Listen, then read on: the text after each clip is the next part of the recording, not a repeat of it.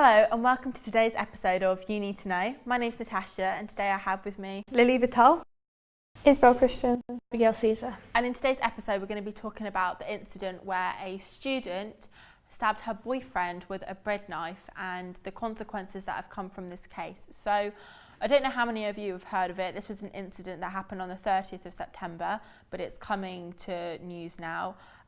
Basically, she was in a drunk, drug-fueled rage when she attacked her boyfriend, who she'd met on Tinder, with a bread knife.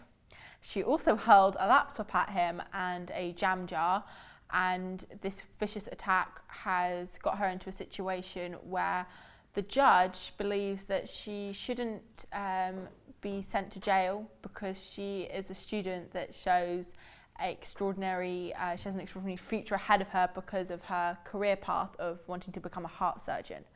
Now, morally, do we feel that it is fair for her to go unpunished or not have jail time so that she can continue a normal life as she wishes, so that she can become this heart surgeon? Genuinely, it doesn't matter how much potential you have in life. You could have potential to be like a next president or prime minister or whatever, but if you've committed a crime in your life, especially something to that scale, I know she didn't kill him, but she harmed him, why should she get off easy? If anyone else did it, they wouldn't get off easy. So why prioritize her because she wants to be a heart surgeon? Yeah, it kind of seems as if the judge has looked at the situation and completely specialised it in a way and made her separate from everything. You know, he's kind of put a label on her that she's too good for jail. She is, she has this promising future and she can be a heart surgeon. I don't see why it should be different for her.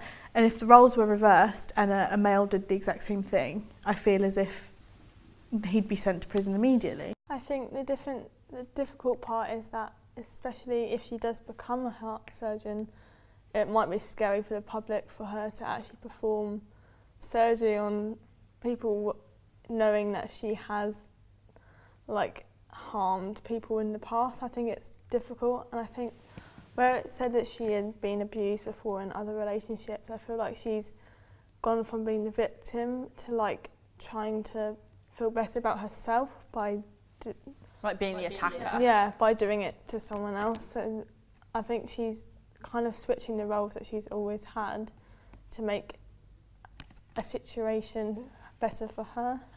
I mean, whatever somebody does, if you have been known for doing something bad, it sticks with you forever, despite how hard you might try to get rid of the association to it. If you have done something where the public or a lot of people know what you have done, you are going to have that attached to you for the rest of your life. She is going to be known for stabbing her boyfriend with a bread knife in a vicious attack. It might die down and we might not talk about it after a few months, but she will have to live with that every single day of her life, and so will her boyfriend. So to me, anybody who commits a crime, that's why we have prisons. It's a time for you to reflect on what you have done, and if they believe that when you go to prison you're going to be able to come out and be able to go back into society once again, then they give you that chance to come back out and live a more normal life.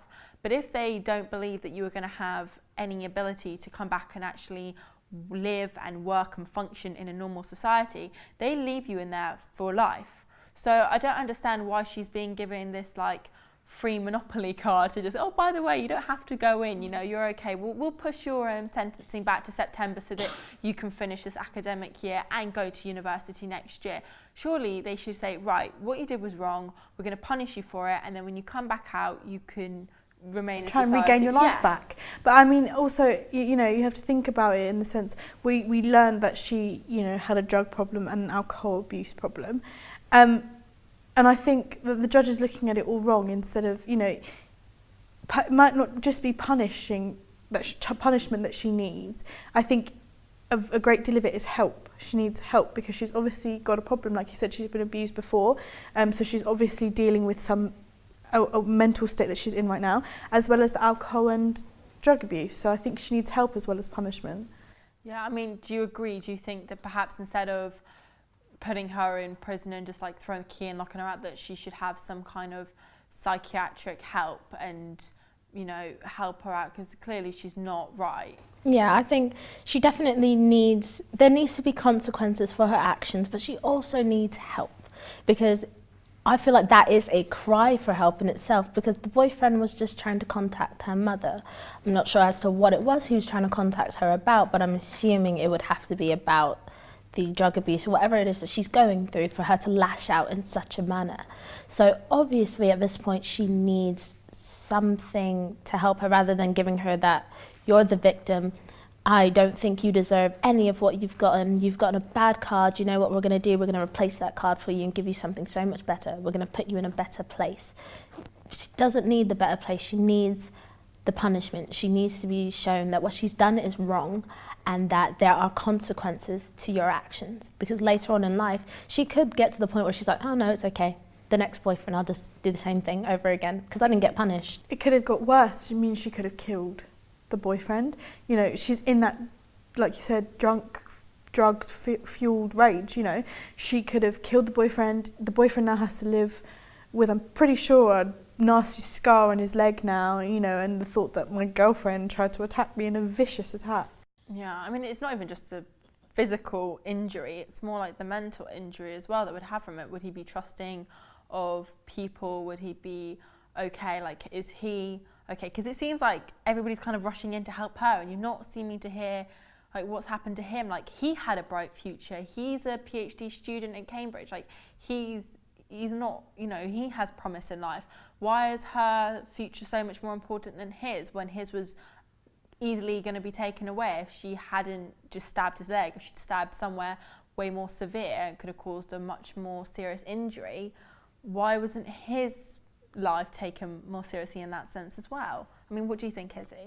I think it's the whole tables are turned. I mean, if it was a guy had stabbed his girlfriend, they would have sent him to prison straight away, no questions asked. Whereas with this, because it's a girl doing it, they think they're treating her differently, which is wrong. She should be treated equally, and she should be punished for her actions. Even if you are drunk and drugged up, someone should have calmed her down, or she shouldn't have lashed out in such a violent way. Like, she's obviously struggling, which is why the drugs and the alcohol had been used as a crutch by her and the judge, I feel. Like, he's almost saying this is a small hiccup, we're not going to disrupt the rest of her future, when she's obviously disrupted her boyfriend's. I mean, it's not even just like she was, you know, I mean, she punched him first and then she stabbed him and then started throwing objects at him.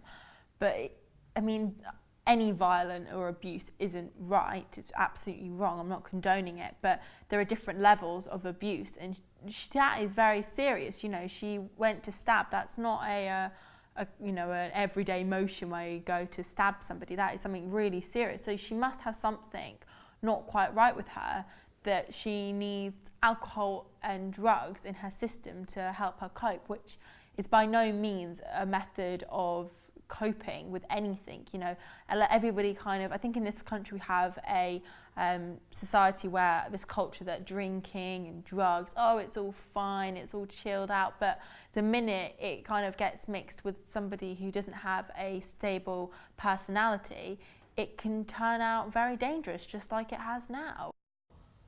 Exactly, her mental state has gone from good to worse because of what she's doing to herself. I mean, it's not even just what she's doing to herself. She's tarnished her name. She's upset her boyfriend. She would have upset her family. Her family would also have to deal with this ordeal. They'd have to have I mean, they might have had abuse at them as well because of the fact that she's getting away with it. It would affect the university's reputation because she's a student, and obviously this is Oxford and Cambridge we're talking about. They're not exactly bad, rough areas. They're quite nice areas to go and study. So it is quite a serious ordeal, and I think that this is something that shouldn't be taken lightly and she should be punished for it. So thank you guys for talking about this issue today. It's been really interesting to hear all of your opinions, and we'll see you next time on You Need to Know.